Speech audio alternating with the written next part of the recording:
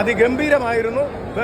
അതിൻ്റെ ക്ലൈമാക്സ് ഒക്കെ എന്ന് പറഞ്ഞാൽ നമ്മൾ ഒട്ടും പ്രതീക്ഷിക്കാത്ത രീതിയിലാണ് ബസുകയിൽ മമ്മൂട്ടി അഭിനയിച്ചിരിക്കുന്നത്. എന്തായാലും ഭയങ്കരമായിരുന്നു. അത് പ്രതീക്ഷിക്കാത്ത ക്ലൈമാക്സാണ് നമുക്ക് ആസ്വദിക്കാൻ പറ്റിയത്. അഭിനയ ശൈലി അത് നിറഞ്ഞാടുകയാണ് ചെയ്തത്. ഭയങ്കര എന്ന് പറഞ്ഞാൽ ഗംഭീര പടം, ഒന്നും പറയാം. ടർബോ ജോസിനൊക്കെ ശേഷം വന്നിട്ടുള്ള ഭയങ്കര ഒരു ആക്ഷൻ ഗംഭീരം എന്ന് പറഞ്ഞാൽ ഗംഭീരം നന്നായിട്ട് എടുത്തിട്ടുണ്ട്. ഒരു പുതിയൊരു ഡയറക്ടറുടെ ഒരു പ്രവേശനം തന്നെയാണ്.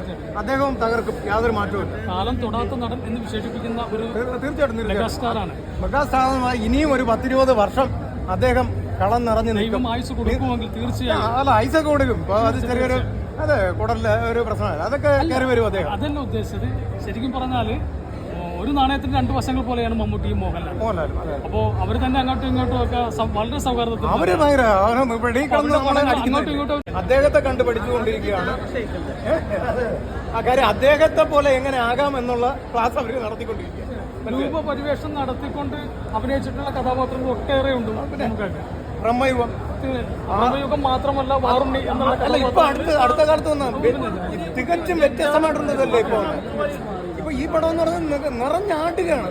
മനസ്സിലായില്ല അദ്ദേഹത്തിന്റെ മുഖത്തുനിന്ന് വരുന്ന എക്സ്പ്രഷൻ കാര്യങ്ങളൊക്കെ ഗംഭീരം. ഇതുപോലെ ചെയ്യാൻ മലയാളത്തിൽ എന്നല്ല ലോകത്തിലൊരാണ്. മലയാളത്തിൽ അഭിമാനിക്കാവുന്ന രീതിയിൽ ദേശീയ അവാർഡുകൾ മലയാളത്തിലേക്ക് കൊണ്ടുവന്ന് തീർച്ചയായിട്ടും. യഥാർത്ഥം പറഞ്ഞാൽ ഒരു 10 ദേശീയ അവാർഡ് വാങ്ങേണ്ട സമയം കഴിഞ്ഞു. മമ്മൂട്ടി എന്നുള്ളൊരു വ്യക്തി ആയതുകൊണ്ട് മാത്രമാണ് അവാർഡുകൾ അദ്ദേഹത്തിന് നിഷേധിക്കുക.